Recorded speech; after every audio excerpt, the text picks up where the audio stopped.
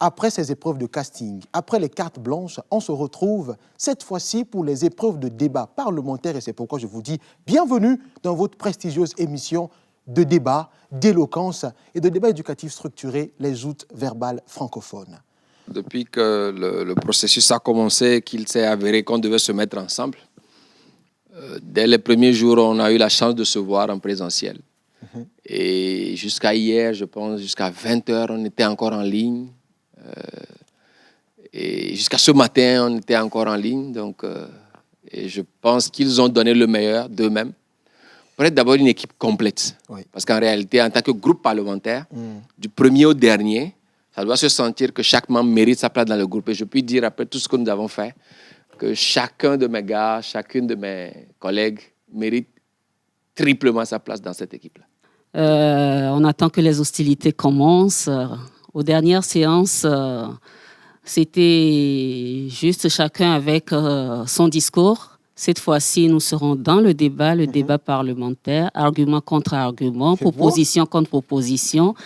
J'attends d'être convaincu par les candidats. Ça va tirer à balles réelles. Nous sommes prêts et les candidates sont prêtes et bien stressées.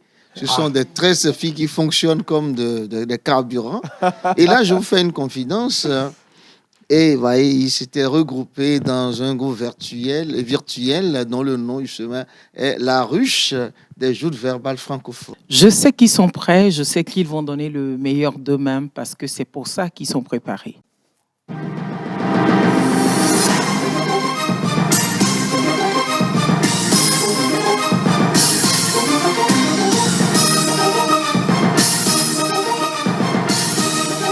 Le changement donne toujours du désir. Pour répondre par l'affirmative, l'équipe de notre coach Marthe Faré sera composée. Au poste de président de la majorité parlementaire, on va accueillir avec ovation Assima Pitikalo, qui est suivi de l'honorable Pacom Badjogoumé. Et pour finir, Ariale Rebecca, honorable en tant que secrétaire général de la majorité parlementaire. Et en face, l'équipe de l'opposition parlementaire sera donc cornaquée par le chef de file, Madame Essoanam Ouara, suivi de l'honorable Grace Kossi Doglé. Et pour finir, le secrétaire général de l'opposition parlementaire, Eklou Jefté.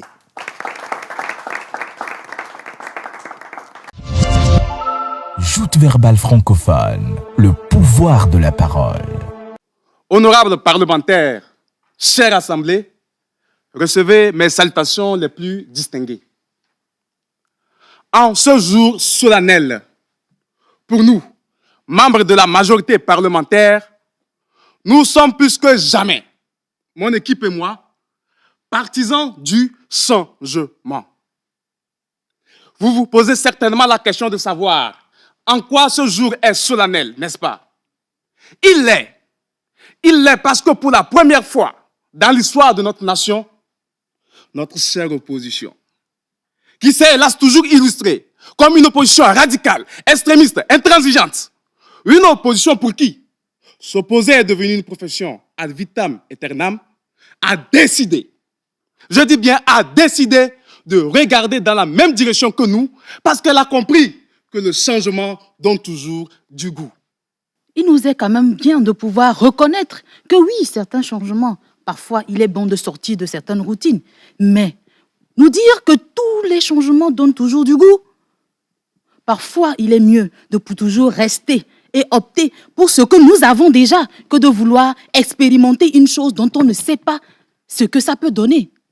Ainsi donc, la problématique à laquelle nous faisons face, nous tous d'ailleurs dont nous sommes heurtés, est de savoir si en tout temps et en tout lieu, le changement donnerait-il toujours du goût. Un proverbe malinqué dit ceci: la corde neuve démange le cou de la chèvre. Car voyez-vous, même la chèvre est consciente que tous les changements ne donnent pas toujours du goût. Tous les changements ne sont pas bons à opter et que celle-ci préfère parfois l'ancienne corde. Si nous parlons de changement, il n'est pas question, il n'a jamais été question de changement pour le changement, de changer pour changer. Mais il est question d'effectuer des changements qu'il faut et quand il le faut. Nous proposons cette motion aujourd'hui pour encourager, pour amener des gens qui doivent effectuer des changements dont ils ont besoin à le faire. Depuis la nuit des temps, l'humanité n'a fait que goûter à des changements, des mutations qui embrassent tous les domaines de la vie. Et dire aujourd'hui que le changement donne toujours du goût n'est non seulement que pure reconnaissance de ces innombrables bienfaits, mais également une occasion donnée d'exprimer notre gratitude à tous ceux et celles qui ont été, qui sont et qui seront des acteurs de grands changements et de grandes révolutions. Oui, le changement donne toujours le goût. J'ai presque envie de dire le goût de ça. L'humanité a connu bon nombre de changements qui ont contribué à son amélioration et qui ont permis à nous, les humains, d'avoir goût à la vie. Vous comprenez que, sous cet angle, l'opposition pourrait être en accord avec la majorité que le changement peut donner du goût. Mais le problème surgit lorsqu'ils ont voulu intégrer dans la motion l'adverbe de temps toujours pour nous faire croire qu'en tout lieu et en toutes circonstances, le changement serait source de satisfaction, d'admiration. Mais malheureusement pour cette majorité, ce soir, l'opposition a de la mémoire. Et nous nous rappelons, la chef de file de l'opposition l'avait si bien clarifié, mais puisque la majorité n'écoute qu'elle-même, nous allons devoir être pédagogiques en vous répétant que c'est au nom du changement de régime politique, qu'un certain jeudi 20 octobre 2011, Muammar Mohamed Aboumiyar Kadhafi, l'espoir de toute une nation, le leader de tout un continent, fut lamentablement assassiné. C'est au nom du changement de pays, que de milliers de jeunes Africains vont se jeter dans la mer à la recherche de l'Eldorado. Tout dépend de comment vous percevez la chose. Changer, nous le reconnaissons, c'est un processus difficile. Changer est un long apprentissage qui demande beaucoup d'efforts et de discipline. Parfois, cet apprentissage peut être douloureux, mais il conduit toujours à un bon résultat. Sur le plan personnel, le changement nous permet de nous adapter à tout type de situation, être plus résistant psychologiquement. Le grand écrivain Paulo Coelho disait à ce propos: si vous pensez que l'aventure est dangereuse, je vous propose d'essayer la routine, elle est mortelle. Tous les jours, vous vous opposez, toujours braqué dans cette position, que même devant une motion aussi réfléchie que celle-ci, vous venez encore vous asseoir honteusement pour défendre l'indéfendable. Éternel opposant, c'est ce que vous voulez que ce peuple retienne de vous? J'aimerais d'ailleurs vous dire que nous, membres de l'opposition, nous ne sommes même pas contre le changement. Mais nous disons que le changement n'apporte pas toujours du goût. Mesdames et messieurs, au pinacle de ce cogito ergo sum, j'aimerais qu'il soit clair dans vos esprits que nous, membres de la majorité parlementaire, nous ne sommes même pas en aucun cas contre le changement, mais que ce changement n'apporte pas toujours du goût. Eh bien, laissez-moi partir en disant même qu'il est bien de changer, parfois. Mais il revient à l'individu de savoir quand, de pouvoir être réaliste lorsqu'il fait ses choix. C'était la voix de la sagesse, que ceux qui ont des oreilles entendent. Je vous remercie. Joute verbale francophone, le pouvoir de la parole. Créée depuis 1990, l'École supérieure d'informatique, de business et d'administration, ESIBA est membre de l'Agence universitaire de la francophonie. De la licence au master, ESIBA vous propose des diplômes reconnus par l'État togolais et reconnus à l'international. Licence en transport et logistique, licence en management et économie du numérique, spécialité économie numérique, marketing digital, gestion de projets innovants, technico-commercial, licence en système informatique et logiciel, licence en réseau mobile et sécurité, licence en maîtrise des énergies renouvelables, licence et master en communication et négociation commerciale, licence et master en administration et gestion des ressources humaines, licence et master en finance et contrôle de gestion, master en informatique et réseau. Contactez-nous sur le 22 51 17 87 ou visitez notre site web www.esiba.tg. Esiba Business School, l'expérience au service de l'éducation.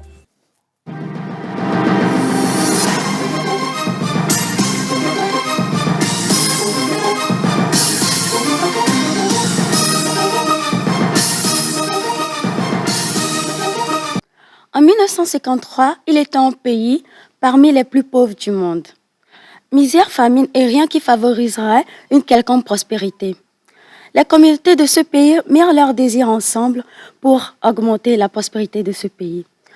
Aujourd'hui, ce pays est un modèle de développement, la 10e puissance économique et la première puissance technologique au monde.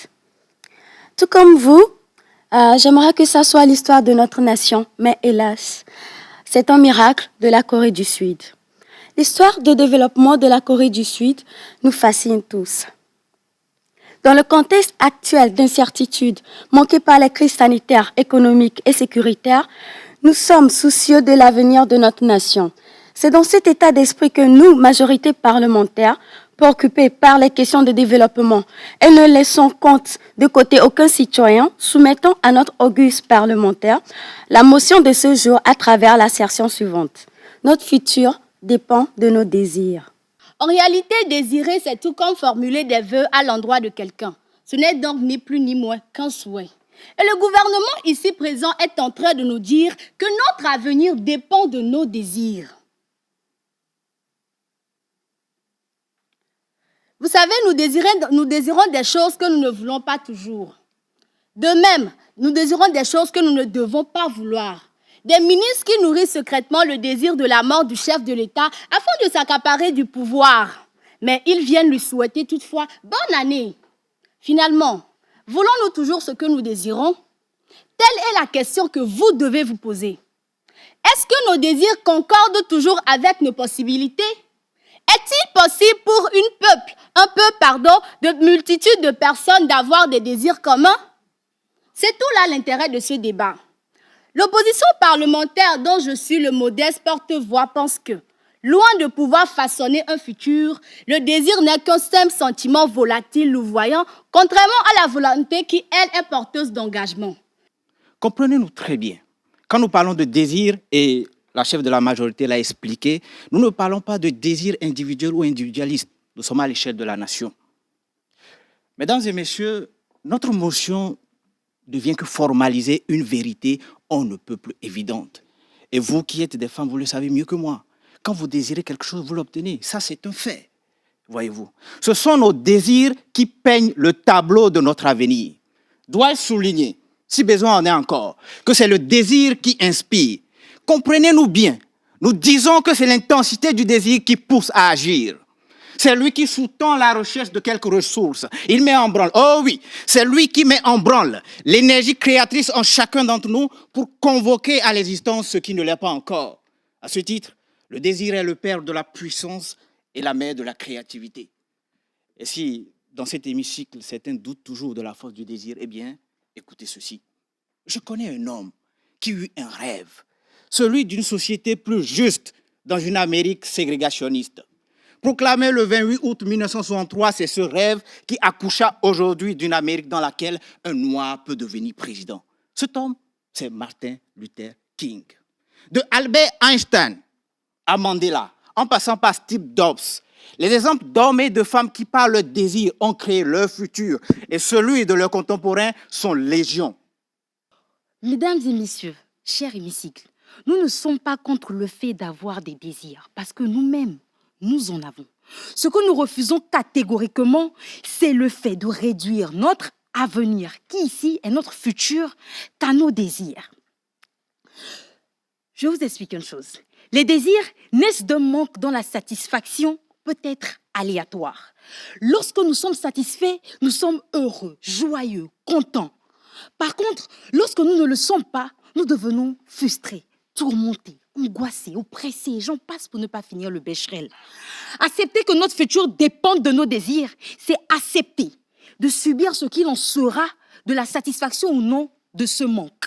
Accepter que notre futur dépende de nos désirs, c'est accepter de ne dépendre que de nos souhaits, nos envies, bref, nos désirs. Or, à la question de savoir ce qui nous arrive provient-il nécessairement de nos désirs, la réponse de la majorité d'entre nous ici est non, ce qui ne m'étonne pas. Parce que accepter le contraire revient à dire que Nelson Mandela, lorsqu'il se faisait arrêter en 1962, avait désiré de passer 27 années de sa vie en prison. Cher hémicycle, en tant qu'être pensant, lorsque notre futur fait face à nos désirs, la question existentielle ne devrait pas être « qu'est-ce que j'ai envie d'avoir demain ?» ou « qu'est-ce que j'ai envie d'être demain ?» Encore moins « qu'est-ce que j'ai envie de devenir ?» Non, elle devrait plutôt être « qu'est-ce que je fais aujourd'hui et qui me rapproche de ce que je veux devenir demain ?» Qui me rapproche de ce que je veux être demain, qui me rapproche de ce que je veux avoir demain. Les États-Unis d'Amérique, une fédération de 50 États qui ont décidé de converger leurs désirs afin de faire de leur nation la première puissance mondiale. L'Union européenne, une union de plusieurs États qui ont décidé de fédérer leurs désirs afin de maintenir leur monopole sur les autres nations et d'assurer leur sécurité. Les États africains l'ont compris au travers de l'Union africaine afin de converger leurs désirs qui est d'éradiquer la guerre et la pauvreté en Afrique. Mesdames de l'opposition parlementaire, si des États ont compris que malgré leurs divergences culturelles et leurs réalités propres à chacun, il fallait converger leurs désirs pour créer un développement, pourquoi pas nous pour le développement de notre pays? Au travers de ce débat, mes collègues de la majorité ont prouvé à suffisance qu'il ne s'agit pas de désirs personnels ou d'ambitions individualistes. Non, il s'agit de vision commune, de futur de la nation. Et ce soir, à la table, la motion est la suivante. Notre futur dépend de nos désirs. Désirer n'est pas vouloir. Rêver, c'est bien. Se lever, batailler, analyser, choisir, décider, c'est tout ce qu'on vous demande. Combien de fois n'avons-nous pas eu ce que nous désirons et que nous ne voulons pas? Ou combien d'autres fois n'avons-nous pas voulu ce que nous désirons également? Les désirs combattent notre futur. Et parfois, il est primordial d'oser faire l'inverse de nos désirs pour nous garantir un futur radieux. Le désir est un mot trop faible. Sur le plan politique, très cher, notre futur ne devrait pas dépendre de nos désirs. Ce soir, je désire censurer ce gouvernement. Gouvernement que je trouve riche en désirs, mais très pauvre en action. Mais par-dessus tout, je veux une réussite collective. Alors oui, ce soir, je me joins au débat pour espérer trouver une solution, ça dit solution pour le bien de tous. Si notre futur devrait dépendre de nos désirs, normalisons les coups d'État. Crions à la dictature, encourageons l'anarchie. Déclarons la guerre à nos oppresseurs. Parce que oui, parmi cette majorité parlementaire, très chère Première ministre, combien ne désirent pas secrètement votre chute pour espérer prendre votre place? Je dis ça, je ne dis rien.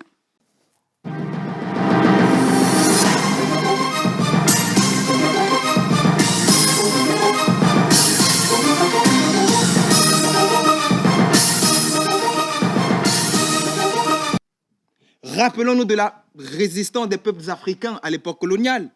Rappelons-nous des luttes africaines pour les indépendances. Rappelons-nous de Thomas Sankara, de Patrice Lumumba, de Sylvanus Olympio, de Kwame Nkrumah, tous ces leaders politiques qui ont lutté pour la liberté de leurs compatriotes, la liberté de leur pays, la liberté de leur continent, et qui ont même sacrifié leur vie pour la liberté. Mais la liberté, est-elle une mauvaise chose? Ce droit ou cette liberté qui nous permet de vivre en harmonie avec les autres dans la société, est-ce que c'est une mauvaise chose? Bien sûr que non. Et pourtant, au panthéon de la liberté, on ne chante uniquement pas que des louanges de gloire ou de merveilles de liberté. Mais au panthéon de la liberté, on peut également lire des mots comme combat, révolte, lutte, résistance, manifestation, désobéissance civile ou même mort. Car oui, c'est aussi ça la liberté, c'est aussi le prix à payer pour la liberté. Et c'est ce message que nous voulons en ce jour transmettre à nos concitoyens, les jeunes gens en particulier, en soumettant à la plénière de ce soir la motion suivante: la liberté n'a pas toujours les mains propres. Mais lorsqu'elle n'a pas les mains propres, avant de la passer par la fenêtre, il faut y regarder à 2 fois pour parler exactement comme André Malraux, qu'en réalité, cette motion est un extrait de son discours prononcé le 27 octobre 1966 à l'Assemblée nationale française lorsqu'il défendait la liberté d'expression théâtrale que ses collègues députés voulaient étouffer à l'époque. Aujourd'hui, tel des André Malraux, la majorité parlementaire repose l'assertion pour un éveil de conscience de nos concitoyens face à la nécessité de toujours aspirer à la liberté, ce droit fondamental qui leur est inhérent en tant que des êtres humains. La liberté n'a pas toujours les mains propres. Telle est la motion du jour. Si nous considérons qu'être libre, ce n'est pas agir selon sa volonté, mais pour ce qui nous est utile, primordial, légitime, autrement dit conforme à notre morale, et que nous acceptons que ne pas toujours avoir les mains propres, c'est avoir les mains sales, avoir quelque chose à se reprocher, toujours et toujours. Alors de cette motion, nous pouvons comprendre qu'agir de façon légitime fait de nous des personnes qui ont toujours quelque chose à se reprocher. Ça craint, n'est-ce pas? Avant de continuer, Monsieur le Premier ministre, vous qui plaidez passionnément pour les droits à la liberté dans tous ses sens, dites-moi, en quoi le fait que Youmaïs ait retrouvé sa liberté, loin de son mari, fait d'elle une personne aux mains sales? Quant à vous, Madame la secrétaire, en tant que femme, venez ici nous expliquer en quoi le fait que Youmaïs ait retrouvé sa liberté fait d'elle une personne qui a quelque chose à se reprocher. Je l'ai déjà dit, être libre, ce n'est pas agir selon ce qu'on veut, sinon cela revient à dire qu'aucun d'entre nous n'est libre parce que nous vivons dans une société normée. Les lois existent et c'est parce que nous en avons connaissance que nous leur obéissons. Quand on nous dit que la liberté n'a pas toujours les mains propres, c'est indirectement nous demander de ne pas respecter les lois par peur d'avoir quelque chose à se reprocher. Mesdames et messieurs, chers membres de la majorité parlementaire, si vous avez des remords par rapport à des actes que vous auriez posés, dites-le nous clairement. Parce qu'il ne sert à rien de créer des problèmes factices quand il y a bien d'autres plus graves à résoudre. L'écrivain, autant pour moi, l'humaniste américain Henry David Thoreau disait « Quand les lois sont injustes, on doit leur désobéir au nom de notre liberté. » Vous l'avez dit, il s'agit de la désobéissance civile.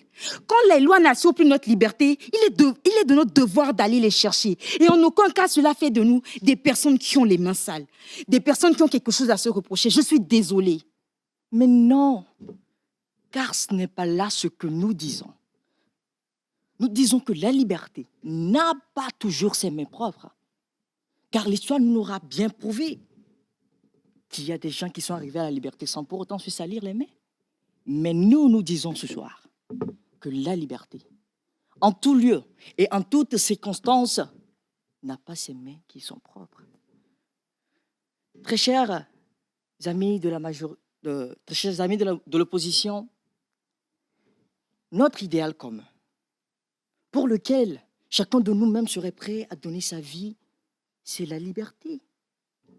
Toutefois,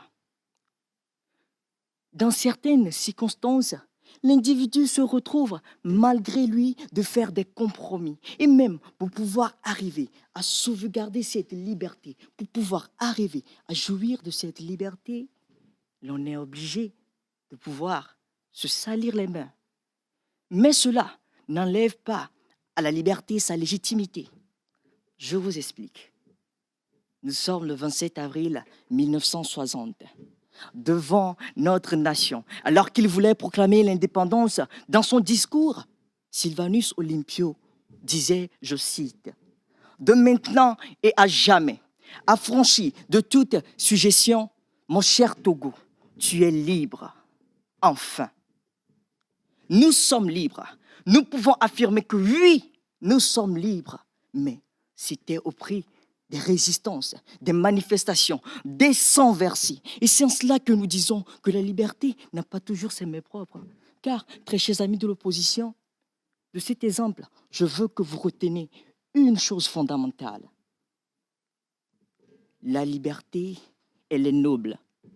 Mais dans certaines circonstances, afin de pouvoir y avoir accès, afin de pouvoir y jouir, l'individu se retrouve obligé de se salir les mains, de faire des compromissions malgré lui. J'aurais bien voulu partir, mais j'aimerais aussi partager cette histoire avec vous, celle d'Aïe Foumi. Mariée Chaque soir, son homme se permettait de lui faire l'amour, mais l'amour à la Mohamed Ali. Il lui cassait ses membres. Et un soir, voulant se défendre, sans faire exprès, il lui donna un coup sec derrière le crâne. C'est vrai, elle est libre, mais à quel prix? Question essentielle et existentielle. Certains pensent que la liberté est le propre de l'homme, la substance même de l'humanité. Selon la Déclaration des droits de l'homme, tous les êtres humains naissent libres et égaux en dignité et en droit. Malheureusement, pour d'autres encore, la liberté n'est pas donnée, elle est acquise, arrachée. En effet, qui d'autre que nous-mêmes pour oser sortir des sentiers battus, mener des actions pour se construire la liberté qu'on veut pour soi-même? La liberté est immaculée, blanche comme neige. Face à l'oppression revendiquée et légitime, la liberté s'obtient, se gagne. La liberté est de nous tous. Et ici encore, Albert Camus se serait écrié « Cette histoire nous concerne tous ». À cette majorité parlementaire qui en ce jour s'écrit haut et fort dans cet hémicycle que la liberté n'a pas toujours les mains propres, donne un carton rouge bien mérité. Le chemin aura beau être tortueux, boueux, rocailleux, parsemé d'embûches, quitte à s'en sortir les bottes pleines de sang, nous aurons toujours la tête haute, la liberté en ligne de mire. Pour s'être libérés de siècles d'ensauvagement qui ont pour nom colonialisme, génocide, attentat, avec ces cortèges de torturés, chosifiés, déshumanisés, asservis, qui oserait dire à ces peuples qu'ils ont les mains sales? Mais aujourd'hui, les États coupables, eux, la morale en berne, la conscience qui se questionne, demandent pardon, tentant de se laver de leur culpabilité. L'esclave qui n'est pas capable d'assumer sa révolte ne mérite pas que l'on s'apitoie sur son sort, enseignait Thomas Sankara à juste raison. Allez-y dire à Césaire, Senghor, Damas, les pères de la négritude qui se sont battus corps et âme pour défendre l'ensemble des valeurs culturelles du monde noir, nous permettant de nous exprimer ce soir ici, qu'ils ont les mains sales. Allez-y consulter les pages glorieuses des Samori, Béhanzin, Ravanalo et osez leur dire qu'ils avaient les mains sales. Allez-y dire à nos martyrs qui sont morts pour que vive notre nation dans le socle de la démocratie, ce que certains apparemment ici n'ont toujours pas assimilé, qu'ils ont les mains sales. Nous aurons toujours les mains propres, car ce sont nos oppresseurs qui ont les mains sales. Il est temps, messieurs et dames, que la honte rejoigne son camp. La liberté que nous vous présentons ce soir, à travers cette motion, ce projet de loi, n'a en aucun cas ne vient pour dire que la liberté en elle n'est pas bien. Mais au contraire, nous voulons juste vous dire que de façon globale, il serait gravement une grosse erreur de considérer Dame Liberté comme étant une sainte nitouche qui n'a rien à se reprocher, aussi limpide qu'immaculée, comme le dit Madame la députée de l'opposition. Mais plutôt, la liberté, oh mesdames, elle contient des rayures, elle est tachée, elle contient des mares de sang, le sang de toutes ces personnes que mon collègue d'ici, le Premier ministre, a bien la décence de vouloir au moins exprimer à travers un exemple bien précis. Toutes ces personnes qui ont perdu la vie pour la liberté, toutes ces personnes qui ont payé le prix fort pour la liberté, et même de cet exemple que vous nous avez montré tout à l'heure, cette dame, elle en a payé le prix fort pour pouvoir jouir de sa liberté. Mais c'est également, à travers cette motion, nous voulons également vous dire, mesdames, que la liberté en soi, c'est également un droit, comme vous l'avez si bien dit, inaliénable que nous voulons que nos concitoyens sur toute l'étendue du territoire puissent jouir pleinement en tout temps et en tout lieu. Mais parfois, lorsque ceux-ci se retrouvent dans des situations où leur liberté d'expression est en jeu, leur liberté d'appartenance est en jeu, leur liberté de décision, ou même en tant que femme, la liberté de pouvoir disposer de son corps sont en jeu. Et pour vous surtout, madame la chef de file de l'opposition, vous rappelez-vous, lorsque votre liberté financière était en jeu, ou surtout lorsque votre poste ici, à cet hémicycle, était en jeu, rappelez-vous un peu combien vous n'avez pas hésité à outrepasser la loi. Comment vous n'avez pas hésité à vous salir les mains? Pourquoi vous acharnez-vous à distraire le peuple par des bibelots d'inanité sonore du poète Mallarmé alors que les intérêts sont ailleurs? Laissez-moi vous rafraîchir vite fait la mémoire. Si vous et nous, aujourd'hui, pouvons nous proclamer indépendants, nous asseoir en toute quiétude et débattre des sujets qui nous importent, cela ne relève pas d'une évidence.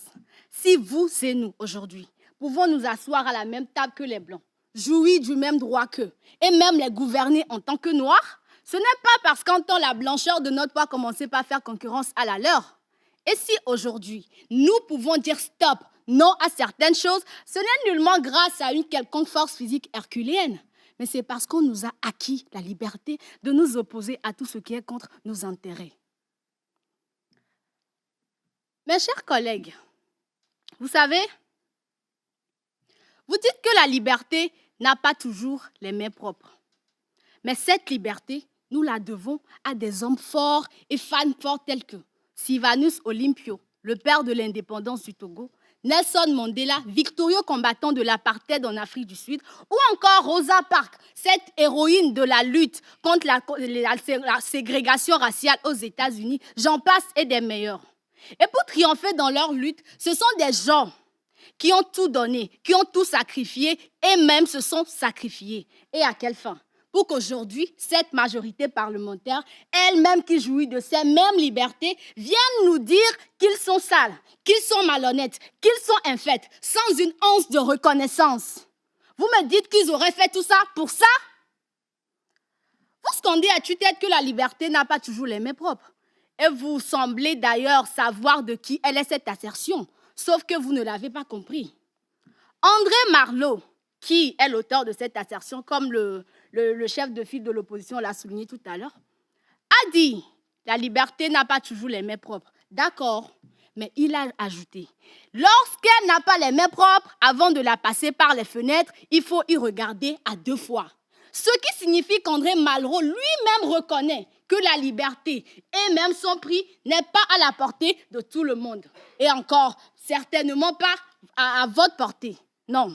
Vous qui n'avez même pas pris la peine de jauger l'assertion dans son élément, mais qui, comme des sophistes, disciples de Protagoras, l'avez sorti de son contexte et le trimballé aussitôt au Parlement pour la simple raison que vous l'avez le privilège d'y entrer et d'y sortir comme bon vous semble. Mes chers concitoyens, ne vous laissez aucunement intimider par cette majorité parlementaire qui essaie de vous faire croire qu'en se battant pour sa liberté, on devient sale. Car en aucun cas, oui, je dis bien en aucun cas, le mot sale n'a pas sa place dans le processus de liberté.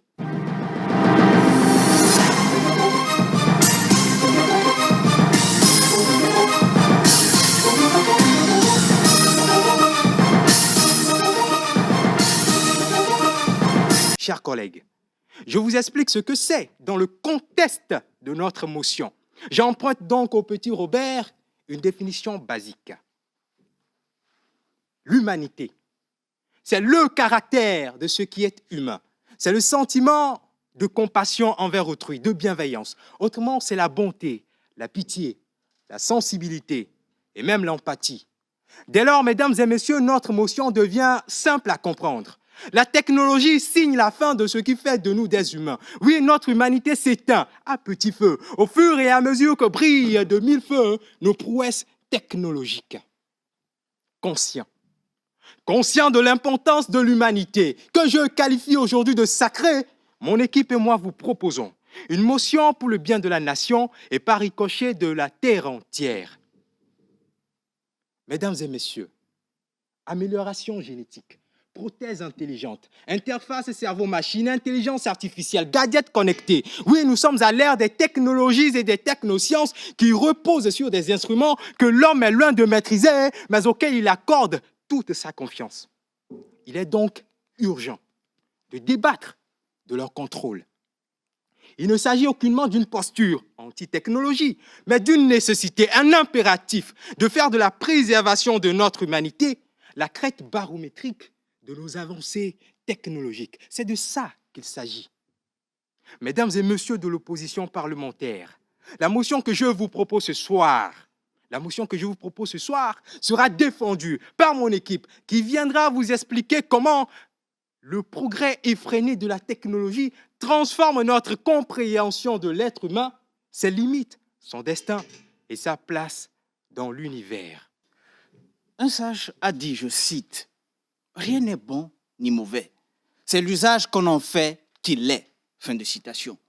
Le désir du meilleur et les situations de malheur ont poussé les hommes à puiser dans leur génie créatrice pour concevoir outils, machines, techniques, méthodes, procédés et savoir-faire dans un objectif précis ou pour résoudre un problème concret. C'est ce que l'on appelle la technologie, et vous l'avez dit. Cela n'a pas que son lot de vertus, loin s'en faut. Il apparaît que la technologie, plus encore dans cette nouvelle forme, fait planer une épée de Damoclès sur nous, humains. Ne croyez pas que c'est une perche que je vous tends là. Oui, il y a matière à réfléchir. Oui, il urge d'agir. Non, non, non, il ne faut pas opter pour des solutions qui n'en sont pas une. Or, c'est précisément ce que fait cette majorité, en ayant le toupet de se pointer à cette plénière et par le truchement d'une motion professée, urbi et orbi, que quoi? Notre humanité se perd dans la technologie. Et quoi encore? Cette motion, sujette à caution, est fallacieuse, vicieuse et pernicieuse. Fallacieuse, car sa formulation suppose que la technologie en elle-même est perverse, ce qui est faux.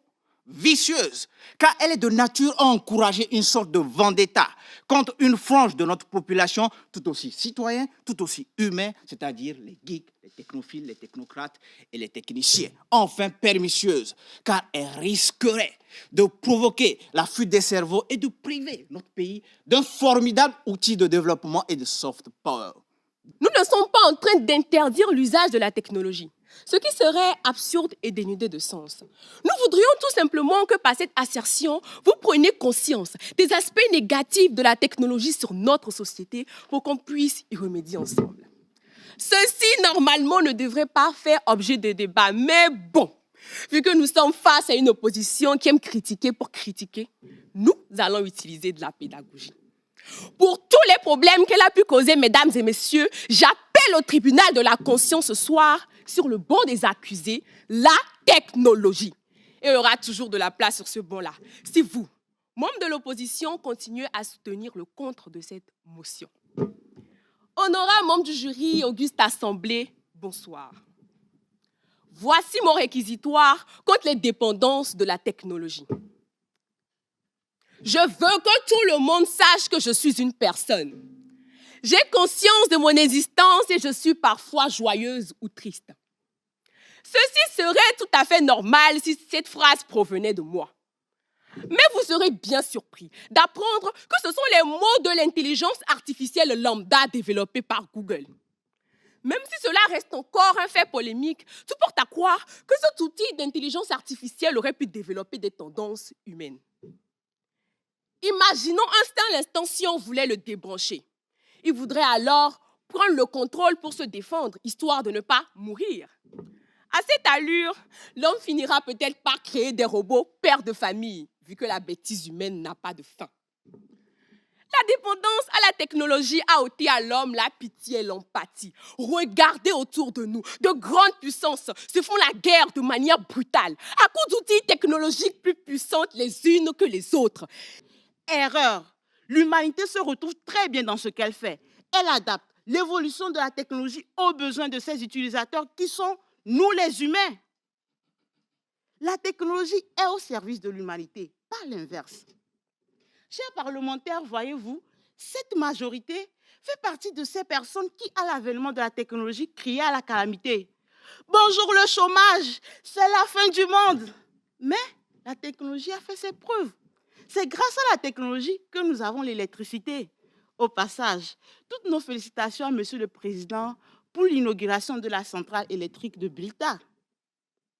C'est grâce à la technologie que nous avons l'eau dans le robinet, que nous avons développé l'agriculture pour pouvoir lutter contre la faim. La technologie a connu l'avènement de nouveaux métiers, le scanner et l'IRM pour détecter les maladies afin de mieux les soigner. C'est grâce à la technologie que nous aménageons mieux notre temps. La technologie a permis de faciliter la vie humaine. Et comment est-ce que l'humanité peut-elle se perdre en cela? Oh. Quant à son usage, je m'attendais à des chiffres. Quant à son usage, vous, des hommes, ont prouvé qu'il n'y a qu'une seule minorité, petite minorité, qui en fait mauvais usage. Je suis sidéré, scandalisé par les propos de monsieur le chef de file de l'opposition et de sa suite, qui clame sans embâche que notre humanité est plus radieuse aujourd'hui grâce à la technologie. Quelle aberration! La technologie, oui, mais pas au point de perdre notre humanité. Savez-vous que des scientifiques israéliens ont mis au point des muscles robots capables de s'intégrer dans le système vasculaire pour détruire des cellules cancéreuses? Parfait, n'est-ce pas?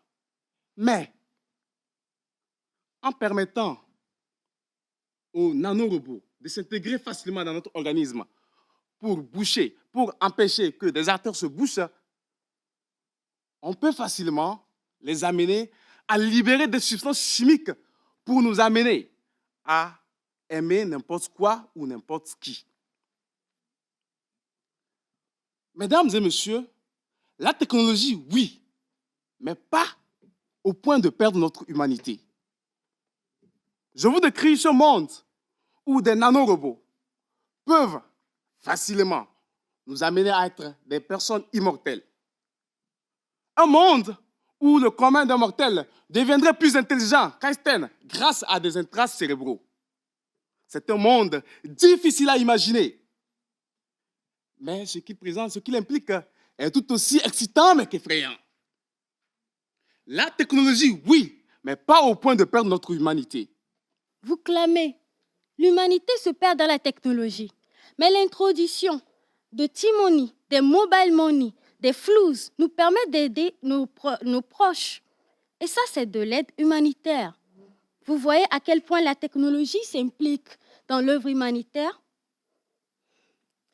Négligence est de faire naître un enfant conditionné et docile sans pour autant l'éduquer.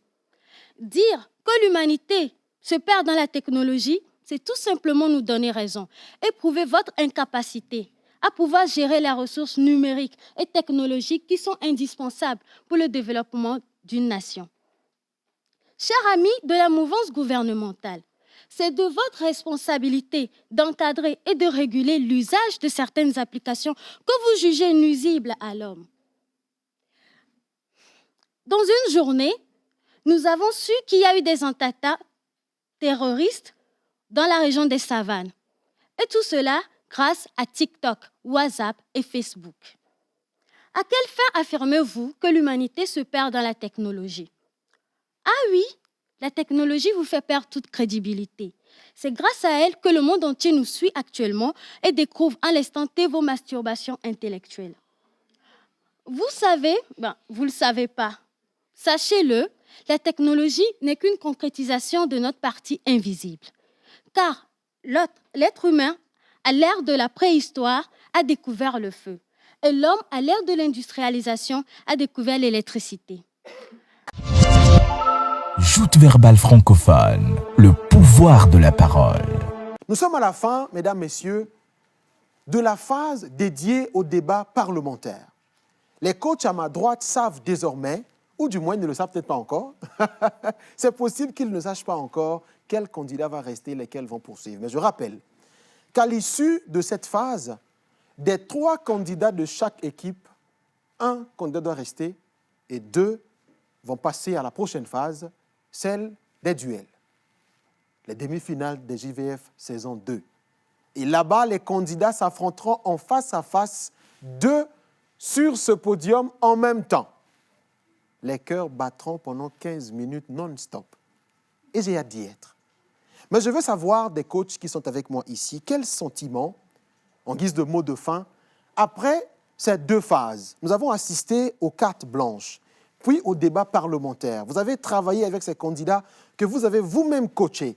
Quels sentiments après ces 2 phases de la compétition ici à la télé? Et je commence avec notre coach Mimi Bossou Soedjede. Le niveau évolue de débat en débat, de séance en séance, d'émission en émission. Et ça me réjouit que les candidats mettent en pratique et les conseils qui sont donnés ici, mais en même temps, tout ce que nous leur disons pendant les instants de coaching entre nous Et c'est ça l'essentiel, parce que du début jusqu'à maintenant, on assiste vraiment maintenant à un débat de haut niveau, si je peux le dire ainsi. C'est pas encore parfait, mais c'est déjà pas mal. C'est déjà pas mal et je m'en réjouis. Et je voudrais une fois encore vous remercier de m'avoir associé à cette belle aventure. Nous sommes heureux de vous avoir, coach Mimi, et c'est un plaisir. On va sonner pour chaque coach. Voilà.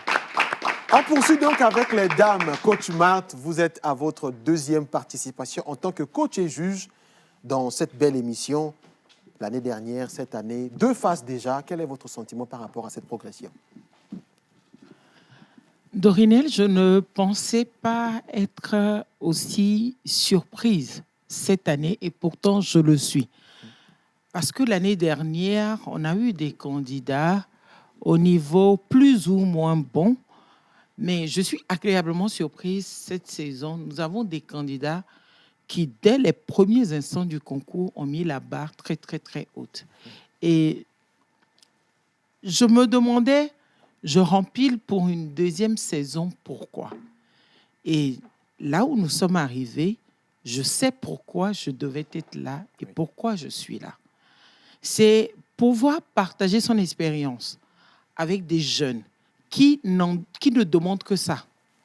C'est pouvoir chaque jour accompagner des jeunes dans l'accomplissement d'objectifs personnels quant à la prise de parole en public.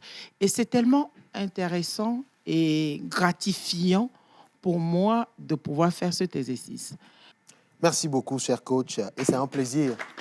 C'est un plaisir pour nous et un honneur pour les candidats de vous avoir. On poursuit avec notre cher coach André Kani-Afanou.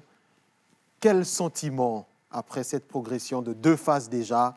Vous avez fait tant de remarques. On veut savoir quel est votre sentiment à ce niveau de la compétition.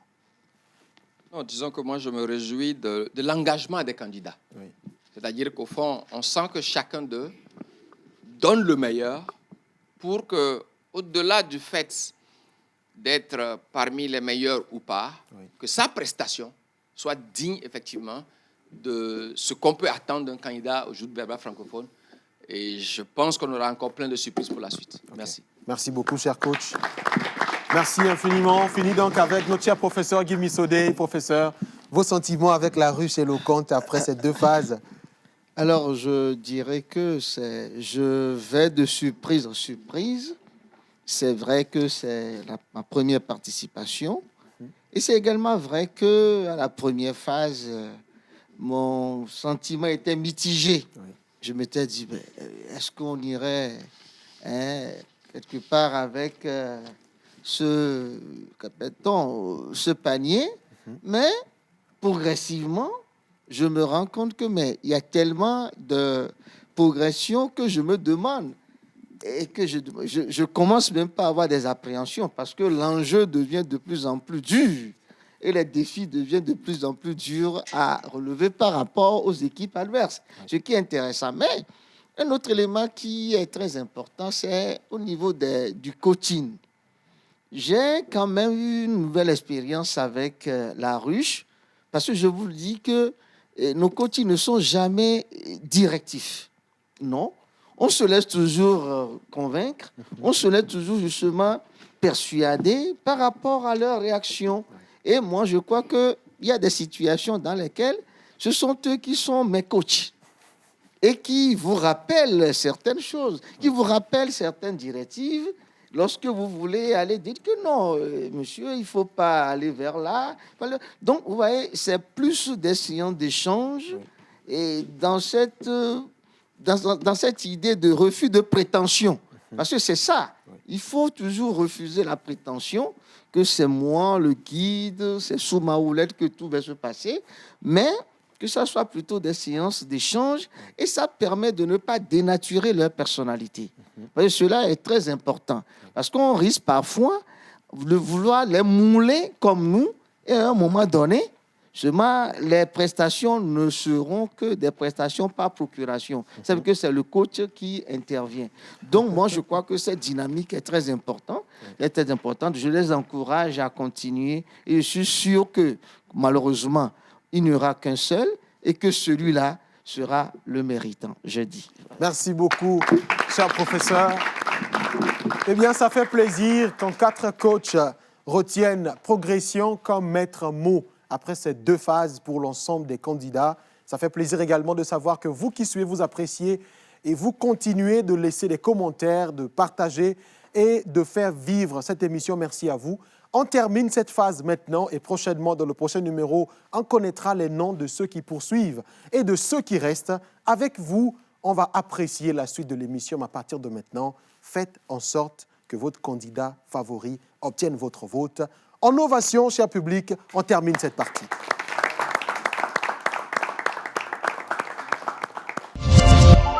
Joute verbale francophone, le pouvoir de la parole.